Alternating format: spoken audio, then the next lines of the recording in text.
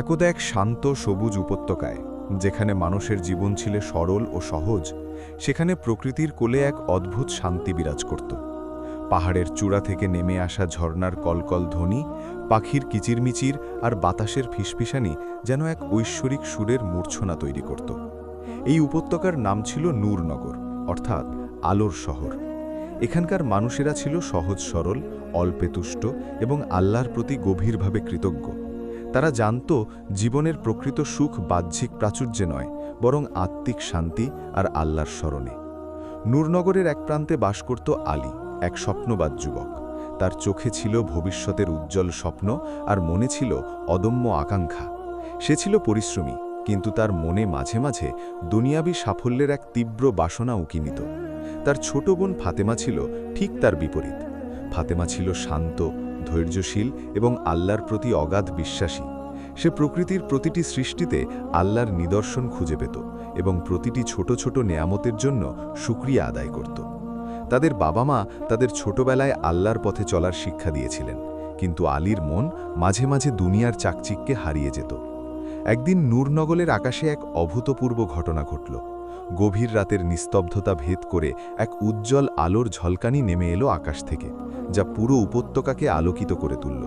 সে আলো এত তীব্র ছিল যে মনে হচ্ছিল যেন হাজারো সূর্য একসঙ্গে উদিত হয়েছে। সেই আলোর ঝলকানি ধীরে ধীরে মাটির দিকে নেমে এলো এবং এক নির্দিষ্ট স্থানে এসে বিলীন হয়ে গেল। পরদিন সকালে যখন ভোরের আলো ফুটল, তখন গ্রামবাসী এক অবিশ্বাস্য দৃশ্য দেখল। যেখানে গতকালও ছিল শুকনো মাটি, সেখানে মাটির বুক চিরে জন্ম নিয়েছে এক নতুন নদী। কিন্তু এই নদী সাধারণ কোনো নদী ছিল না। এর জল ছিল না, ছিল শুধুই তরল সোনা। সূর্যের প্রথম রশ্মি যখন সেই তরল সোনার জলকৃতে পড়ল, তখন তা ঝলমল করে উঠল, যেন হাজারো হীরকখণ্ড একসঙ্গে জ্বলে উঠেছে। এই অলৌকিক নদীটির খবর দ্রুত গতিতে ছড়িয়ে পড়ল নূরনগর ছাড়িয়ে দূর দূরান্তের রাজ্যগুলোতে।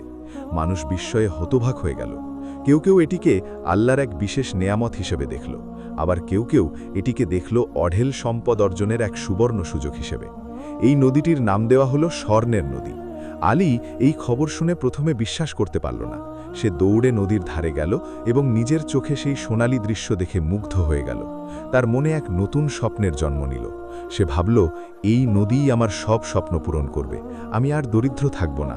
আমি এই সোনা দিয়ে অনেক কিছু করব, যা দিয়ে আমার জীবন সুখ ও সমৃদ্ধিতে ভরে উঠবে। তার চোখে তখন কেবল সোনার ঝলকানি, আর মনে কেবল দুনিয়াবী প্রাচুর্যের আকাঙ্ক্ষা। সে ভুলে গেল তার বাবা মায়ের শেখানো সেই শিক্ষা, যেখানে বলা হয়েছিল প্রকৃত সম্পদ হলো ঈমান, আর প্রকৃত সুখ হলো আল্লাহর স্মরণ। গ্রামের অন্যান্য মানুষেরাও আলীর মতোই প্রতিক্রিয়া দেখালো। প্রথমে ছিল বিস্ময়, তারপর আনন্দ, আর তারপর ধীরে ধীরে সেই আনন্দ রূপান্তরিত হতে লাগলো এক তীব্র লোভে। মানুষ দলে দলে নদীর ধারে ছুটে আসতে লাগল। কেউ বালতি নিয়ে, কেউ কলস নিয়ে, আবার কেউ শুধু হাত ভরে সেই তরল সোনা সংগ্রহ করতে লাগল। রাতারাতি নূরনগরের মানুষের জীবনযাত্রায় এক বিশাল পরিবর্তন আসতে শুরু করল। যারা গতকালও ছিল দরিদ্র, আজ তারা হয়ে উঠল ধনী। তাদের ঘরে ঘরে সোনার স্তূপ জমতে লাগল। কিন্তু এই প্রাচুর্য কি সত্যিই শান্তি নিয়ে এলো, নাকি এর আড়ালে লুকিয়েছিল এক গভীর পরীক্ষা, যা মানুষের ঈমান ও আত্মিক শান্তিকে চ্যালেঞ্জ করছিল? ফাতেমা এইসব দেখে চিন্তিত হয়ে পড়ল। সে দেখল মানুষের মুখে হাসি থাকলেও তাদের চোখে এক অদ্ভুত অস্থিরতা। তাদের মনে শান্তি নেই, আছে কেবল আরও বেশি পাওয়ার আকাঙ্ক্ষা। সে আলীকে বোঝানোর চেষ্টা করল, ভাইয়া, এই সোনা হয়তো আমাদের বাহ্যিক অভাব পূরণ করবে, কিন্তু আমাদের আত্মিক শান্তি কেড়ে নেবে। আমাদের মনে রাখতে হবে, আল্লাহ আমাদের যা দিয়েছেন তার জন্য শুকরিয়া আদায় করা উচিত। এই সোনার নদী হয়তো আল্লাহর পক্ষ থেকে এক পরীক্ষা। কিন্তু আলীর কানে ফাতেমার কথা পৌঁছল না। সে তখন সোনার নেশায় বুঁদ ছিল। সে ভাবল, ফাতেমা হয়তো ঈর্ষান্বিত হচ্ছে, অথবা সে দুনিয়াবী বিষয় বোঝে না। আলী আর তার বন্ধুদের সাথে মিলে সোনা সংগ্রহে আরও বেশি মনোযোগী হল। তারা দিনরাত পরিশ্রম করতে লাগল, যেন এই নদী থেকে সব সোনা তুলে নিতে পারে। তাদের মধ্যে এক অদৃশ্য প্রতিযোগিতা শুরু হলো। কে কত বেশি সোনা সংগ্রহ করতে পারে তা নিয়ে তাদের মধ্যে অহংকার ও গর্ব বাড়তে লাগল। নূরনগরের সুলতান, যিনি ছিলেন একজন ন্যায়পরায়ণ শাসক, তিনিও এই সোনার নদীর খবর শুনে প্রথমে আনন্দিত হলেন। তিনি ভাবলেন এই সোনা তার রাজ্যকে আরও সমৃদ্ধ করবে। কিন্তু যখন তিনি দেখলেন যে তার প্রজাদের মধ্যে লোভ ও স্বার্থপরতা বাড়ছে, তখন তিনি চিন্তিত হয়ে পড়লেন। তিনি দেখলেন মানুষ একে অপরের প্রতি ঈর্ষান্বিত হচ্ছে, ঝগড়া বিবাদ বাড়ছে আর শান্তি বিঘ্নিত হচ্ছে। সুলতান বুঝতে পারলেন এই সোনার প্রাচুর্য তার রাজ্যের জন্য এক নতুন সংকট নিয়ে এসেছে। তিনি জানতেন না এই পরিস্থিতি থেকে কিভাবে মুক্তি পাওয়া যায়। তার মনে তখন এক গভীর প্রশ্ন, এই সোনার নদী কি সত্যিই আল্লাহর নেয়ামত নাকি এক কঠিন পরীক্ষা? সোনার নদীর আবির্ভাব নূরনগরে এক নতুন যুগের সূচনা করেছিল, কিন্তু সেই যুগ ছিল দ্বিবিভক্ত। একদিকে ছিল অঢেল সম্পদের হাতছানি, অন্যদিকে ছিল মানব মনের গভীরতম লোভের উন্মোচন। প্রথম দিকে যে আনন্দ আর উচ্ছ্বাস ছিল তা দ্রুতই ফিকে হয়ে যেতে লাগল। নদীর পাড়ে মানুষের ভিড় বাড়তে লাগল, আর সেই ভিড়ের সাথে বাড়তে লাগল অস্থিরতা। যারা আগে একে অপরের সুখে সুখী ছিল, আজ তারা একে অপরের প্রতি ঈর্ষান্বিত। কে কত বেশি স্বর্ণ সংগ্রহ করতে পারল, কে কত দ্রুত ধনী হতে পারল, এই নিয়ে শুরু হলো এক অসুস্থ প্রতিযোগিতা। আলী, যে একসময় ছিল সরল ও স্বপ্নবাজ, সেও এই প্রতিযোগিতার শিকার হল। তার চোখে এখন আর স্বপ্নের দ্যুতি নেই, আছে কেবল স্বর্ণের ঝলকানি। সে দিনরাত নদীর পাড়ে পড়ে থাকত, স্বর্ণ সংগ্রহ করত আর ভাবত, আরও চাই, আরও বেশি চাই। তার মন থেকে শান্তি উধাও হয়ে গিয়েছিল। রাতের বেলা সে ঘুমাতে পারত না, কেবল ভাবত কিভাবে আরও বেশি স্বর্ণ সংগ্রহ করা যায়। তার বন্ধুদের সাথে তার সম্পর্কও খারাপ হতে শুরু করল। সামান্য স্বর্ণের টুকরো নিয়ে তাদের মধ্যে ঝগড়া, এমনকি হাতাহাতিও শুরু হয়ে যেত। আলীর মা বাবা যে মূল্যবোধ শিখিয়েছিলেন তা যেন স্বর্ণের চাকচিক্যে ঢাকা পড়ে গিয়েছিল। ফাতেমা আলীর এই পরিবর্তন দেখে খুব কষ্ট পেত। সে বারবার আলীকে বোঝানোর চেষ্টা করত, ভাইয়া, এই স্বর্ণ আমাদের সুখ দিতে পারবে না। দেখো, আমাদের গ্রামে শান্তি নেই, মানুষের মুখে হাসি নেই, আছে কেবল লোভ আর অস্থিরতা। আমাদের বাবা মা শিখিয়েছিলেন আল্লাহর নেয়ামতের শুকরিয়া আদায় করলে আল্লাহ আরও বাড়িয়ে দেন, আর অকৃতজ্ঞ হলে নেয়ামত কেড়ে নেন। এই স্বর্ণের নদী হয়তো আমাদের জন্য এক কঠিন পরীক্ষা। কিন্তু আলীর কানে ফাতেমার কথা ঢুকত না। সে ফাতেমাকে বলতো, তুমি এসব বোঝো না ফাতেমা, এই স্বর্ণ আমাদের জীবন বদলে দেবে, আমরা আর দরিদ্র থাকব না, আমরা যা চাইব তাই পাব। নূরনগরের সুলতান, যিনি ছিলেন একজন ন্যায়পরায়ণ শাসক, তিনি এই পরিস্থিতি দেখে গভীরভাবে চিন্তিত হলেন। তার রাজ্যে শান্তি বিঘ্নিত হচ্ছে, প্রজাদের মধ্যে বিভেদ বাড়ছে। তিনি দেখলেন স্বর্ণের প্রাচুর্য মানুষকে আরও বেশি অস্থির করে তুলছে। তিনি রাজ্যের প্রবীণ ও জ্ঞানী ব্যক্তিদের নিয়ে পরামর্শ সভা ডাকলেন, কিন্তু কেউই এই সমস্যার কোনো সমাধান দিতে পারল না। সুলতান নিজেও স্বর্ণের লোভে পড়ে গিয়েছিলেন। তিনি ভেবেছিলেন এই স্বর্ণ দিয়ে তিনি তার রাজ্যকে আরও শক্তিশালী করবেন, আরও বড় বড় প্রাসাদ তৈরি করবেন। কিন্তু তার মনেও শান্তি ছিল না। তিনি বুঝতে পারছিলেন না এই স্বর্ণের নদী কি সত্যিই আল্লাহর নেয়ামত নাকি এক কঠিন পরীক্ষা। সুলতান আরও বেশি স্বর্ণ সংগ্রহের জন্য কঠোর নিয়মকানুন জারি করলেন। তিনি ঘোষণা করলেন, প্রতিটি পরিবারকে প্রতিদিন নির্দিষ্ট পরিমাণ স্বর্ণ রাজকোষে জমা দিতে হবে। এই ঘোষণায় প্রজাদের মধ্যে অসন্তোষ আরও বাড়ল। মানুষ আরও বেশি করে স্বর্ণ সংগ্রহ করতে বাধ্য হল, আর তাদের মধ্যে লোভ ও স্বার্থপরতা আরও তীব্র হল। নূরনগর, যা একসময় ছিল শান্তির প্রতীক, তা এখন লোভ আর অস্থিরতার এক কেন্দ্রে পরিণত হল। যখন নূরনগরের পরিস্থিতি এমন এক ভয়াবহ রূপ ধারণ করল, যখন মানুষের অন্তর থেকে শান্তি উধাও হয়ে গেল, ঠিক তখনই এক প্রবীণ জ্ঞানী ব্যক্তি নূরনগরে আগমন করলেন। তার নাম ছিল হাকিম। তিনি ছিলেন একজন দরবেশ, যিনি বছরের পর বছর ধরে নির্জনে আল্লাহর ইবাদত করতেন এবং জ্ঞান অর্জন করতেন। তার চোখে ছিল গভীর প্রজ্ঞা আর মুখে ছিল এক শান্ত হাসি। তার আগমন নূরনগরের মানুষের মনে এক নতুন আশার সঞ্চার করল। হাকিম দেখলেন নূরনগরের মানুষেরা স্বর্ণের নেশায় বুঁদ হয়ে আছে। তাদের চোখে লোভ, মুখে অস্থিরতা। তিনি বুঝতে পারলেন এই স্বর্ণের নদী আসলে আল্লাহর পক্ষ থেকে এক কঠিন পরীক্ষা, যা মানুষের ঈমান ও আত্মিক শান্তিকে চ্যালেঞ্জ করছে। তিনি মানুষকে বোঝানোর চেষ্টা করলেন যে প্রকৃত নেয়ামত স্বর্ণে নয়, বরং আল্লাহর স্মরণে ও শুকরিয়ায়। তিনি বললেন, হে নূরনগরের মানুষেরা, তোমরা কি ভুলে গেছ যে আল্লাহ তোমাদের কত নেয়ামত দিয়েছেন? এই যে নির্মল বাতাস, এই যে সুস্বাদু ফলমূল, এই যে শান্ত পরিবেশ, এগুলো কি স্বর্ণের চেয়ে কম মূল্যবান? তোমরা স্বর্ণের পেছনে ছুটতে গিয়ে আল্লাহর স্মরণ ভুলে গেছ, আর তাই তোমাদের অন্তর থেকে শান্তি উধাও হয়ে গেছে।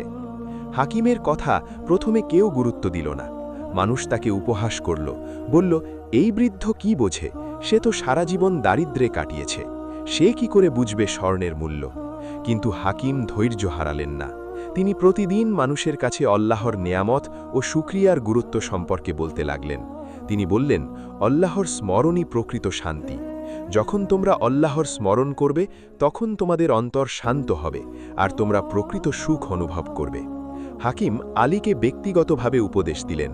তিনি আলীকে বললেন, আলী, তুমি একসময় ছিলে সরল ও স্বপ্নবাজ। তোমার চোখে ছিল ভবিষ্যতের উজ্জ্বল স্বপ্ন, কিন্তু এখন তোমার চোখে কেবল স্বর্ণের ঝলকানি, আর মনে কেবল দুনিয়াবী প্রাচুর্যের আকাঙ্ক্ষা।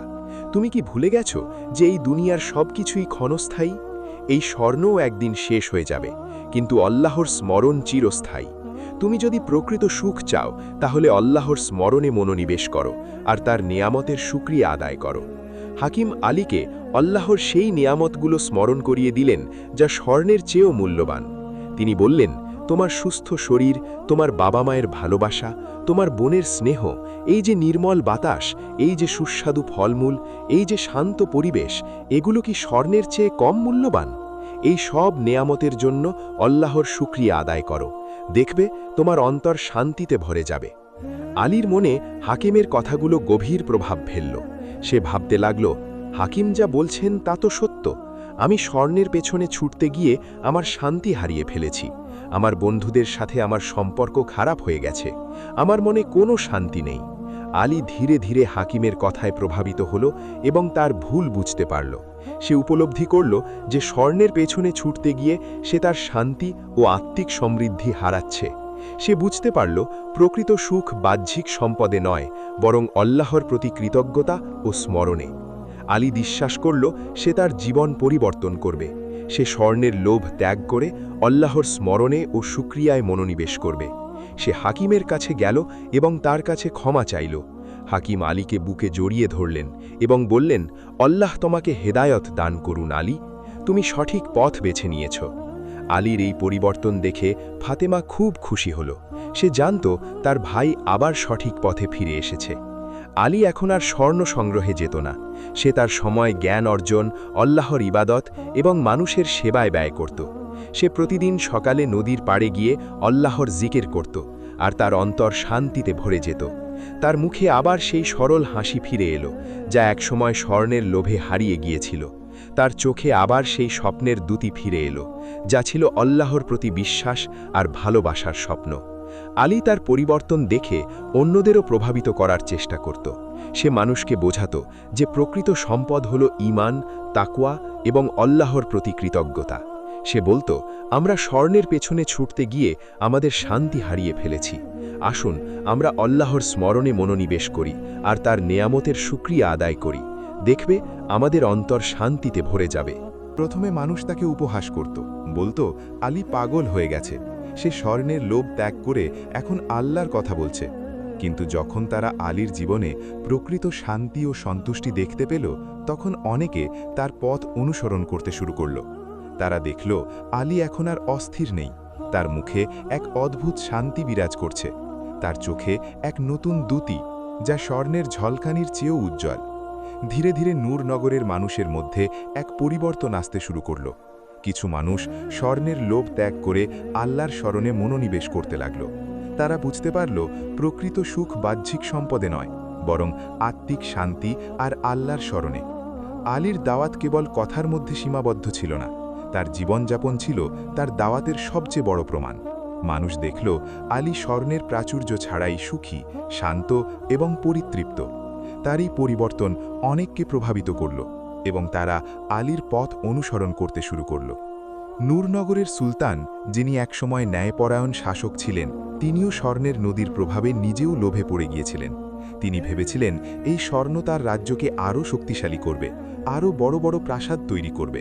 কিন্তু তিনি দেখলেন স্বর্ণের প্রাচুর্য তার রাজ্যে শান্তি আনতে পারেনি, বরং বিশৃঙ্খলা বাড়িয়েছে। প্রজাদের মধ্যে অসন্তোষ, ঝগড়া বিবাদ আর ঈর্ষা দিন দিন বাড়ছিল। তার রাজকোষে স্বর্ণে ভরে উঠলেও তার প্রজাদের অন্তর থেকে শান্তি উধাও হয়ে গিয়েছিল। সুলতান বুঝতে পারলেন তিনি ভুল পথে চলেছেন। একদিন সুলতান হাকিমের কাছে গেলেন। তিনি হাকিমের কাছে তার মনের অস্থিরতা এবং রাজ্যের বিশৃঙ্খলার কথা খুলে বললেন। তিনি বললেন, হে হাকিম সাহেব, আমি ভেবেছিলাম এই স্বর্ণের নদী আমার রাজ্যকে সমৃদ্ধ করবে, কিন্তু এটি আমার প্রজাদের অন্তর থেকে শান্তি কেড়ে নিয়েছে। আমি এখন কি করব? হাকিম সুলতানের কথা মনোযোগ দিয়ে শুনলেন। তারপর তিনি বললেন, হে সুলতান, এই স্বর্ণের নদী আসলে আল্লাহর পক্ষ থেকে এক পরীক্ষা। আল্লাহ আমাদের পরীক্ষা করেন আমরা তার নেয়ামতের শুকরিয়া আদায় করি কিনা দুনিয়াবি লোভে পড়ে তার স্মরণ ভুলে যাই। আপনি যখন স্বর্ণের লোভে পড়েছিলেন তখন আপনি আল্লাহর স্মরণ ভুলে গিয়েছিলেন, আর তাই আপনার অন্তর থেকে শান্তি উধাও হয়ে গিয়েছিল। প্রকৃত নেয়ামত বাহ্যিক সম্পদে নয়, বরং আল্লাহর প্রতি কৃতজ্ঞতা, স্মরণ এবং সৎকর্মে নিহিত। হাকিম সুলতানকে আল্লাহর নেয়ামত ও শুকরিয়ার গুরুত্ব সম্পর্কে বিস্তারিত ব্যাখ্যা করলেন। তিনি বললেন, আল্লাহ আমাদের অসংখ্য নেয়ামত দিয়েছেন যা আমরা প্রতিনিয়ত ভোগ করছি। এই যে আমাদের জীবন, আমাদের সুস্থ শরীর, আমাদের পরিবার, আমাদের এই সুন্দর প্রকৃতি, এগুলো কি স্বর্ণের চেয়ে কম মূল্যবান? এই সব নেয়ামতের জন্য আল্লাহর শুকরিয়া আদায় করা আমাদের কর্তব্য। যখন আমরা আল্লাহর শুকরিয়া আদায় করব, তখন আল্লাহ আমাদের নেয়ামত আরও বাড়িয়ে দেবেন, আর আমাদের অন্তর শান্তিতে ভরে যাবে। সুলতান হাকিমের কথাগুলো গভীরভাবে উপলব্ধি করলেন। তিনি তার ভুল বুঝতে পারলেন এবং তওবা করলেন। তিনি আল্লাহর কাছে ক্ষমা চাইলেন এবং প্রতিজ্ঞা করলেন যে তিনি আর কখনও স্বর্ণের লোভে পড়বেন না। তিনি স্বর্ণের লোভ ত্যাগ করে ন্যায় বিচার ও প্রজাদের কল্যাণে মনোনিবেশ করলেন। সুলতান একটি রাজকীয় ফরমান জারি করলেন। তিনি ঘোষণা করলেন যে স্বর্ণের নদী থেকে প্রাপ্ত সমস্ত সম্পদ জনকল্যাণে ব্যয় করা হবে। তিনি স্কুল, হাসপাতাল, রাস্তাঘাট নির্মাণ করবেন এবং দরিদ্রদের সাহায্য করবেন। তিনি আরও ঘোষণা করলেন যে নূরনগরের প্রতিটি মানুষকে আল্লাহর স্মরণে উৎসাহিত করা হবে। তিনি মসজিদ নির্মাণ করবেন, মাদ্রাসা প্রতিষ্ঠা করবেন এবং জ্ঞান অর্জনের জন্য মানুষকে উৎসাহিত করবেন। সুলতানের এই পরিবর্তন দেখে নূরনগরের মানুষেরা অবাক হয়ে গেল। তারা দেখল তাদের সুলতান আবার সেই ন্যায়পরায়ণ শাসক হয়ে উঠেছেন, যিনি একসময় তাদের কাছে শ্রদ্ধার পাত্র ছিলেন।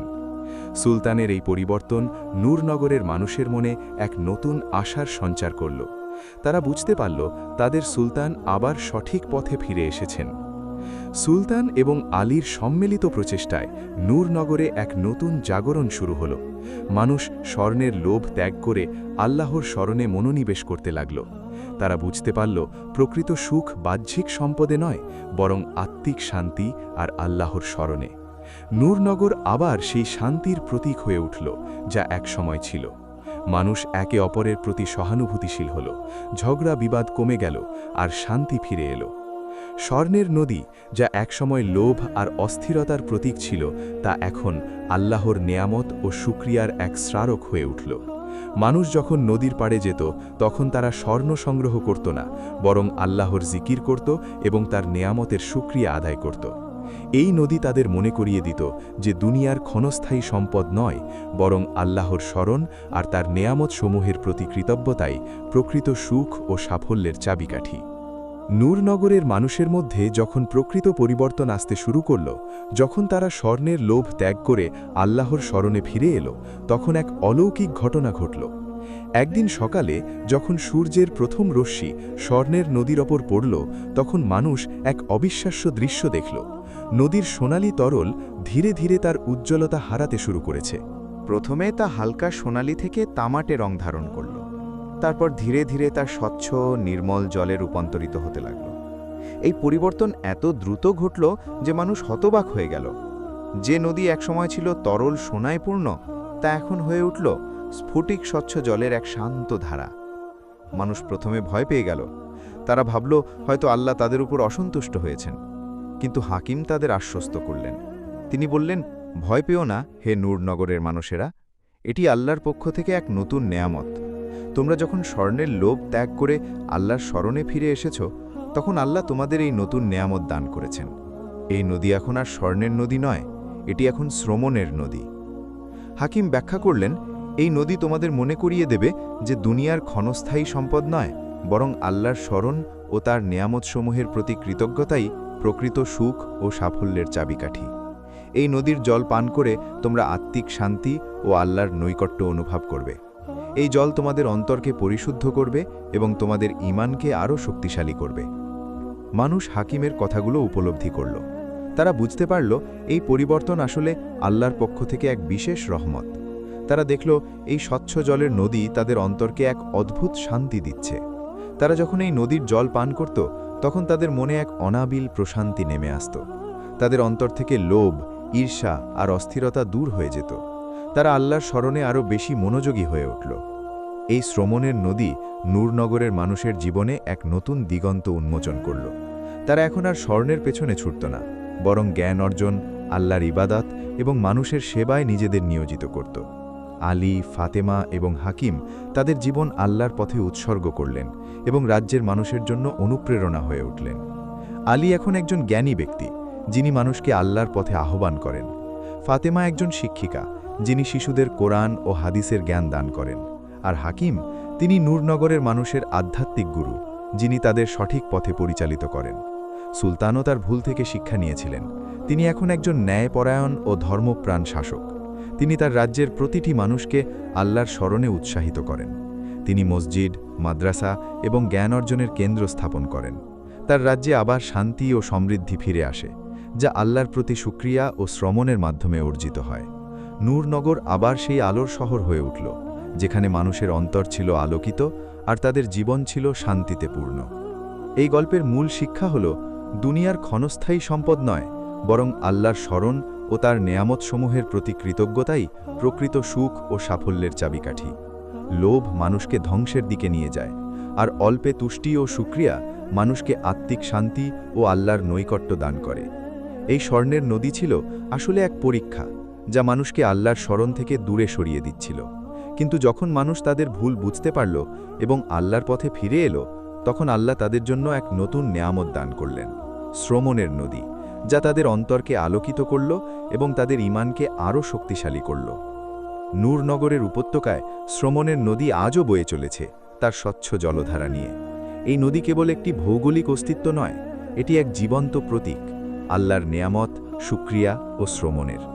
নূরনগরের মানুষেরা এই নদীর দিকে তাকিয়ে আজও স্মরণ করে সেই দিনগুলোর কথা, যখন তারা স্বর্ণের লোভে পড়েছিল এবং কিভাবে আল্লাহর রহমতে তারা সঠিক পথে ফিরে এসেছিল।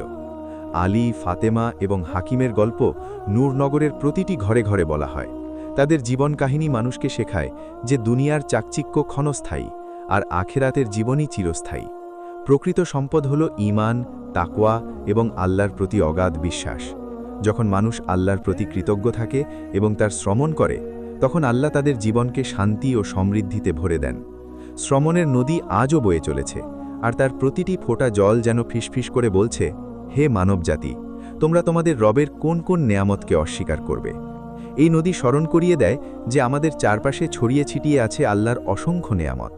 আমাদের কাজ শুধু সেই নেয়ামতগুলো উপলব্ধি করা, তার জন্য শুকরিয়া আদায় করা এবং আল্লাহর শ্রমণে নিজেদের জীবনকে উৎসর্গ করা। কারণ প্রকৃত সুখ আর শান্তি কেবল আল্লাহর শ্রমণে আর তার প্রতি কৃতজ্ঞতায়।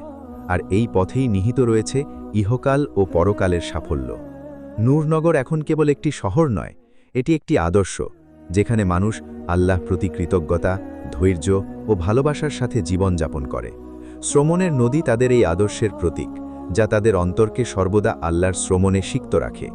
আর এভাবেই এক সোনালী উপাখ্যানের মাধ্যমে নূরনগরের মানুষেরা খুঁজে পেয়েছিল তাদের জীবনের প্রকৃত অর্থ, প্রকৃত সুখ এবং আল্লাহর অফুরান্ত নেয়ামত।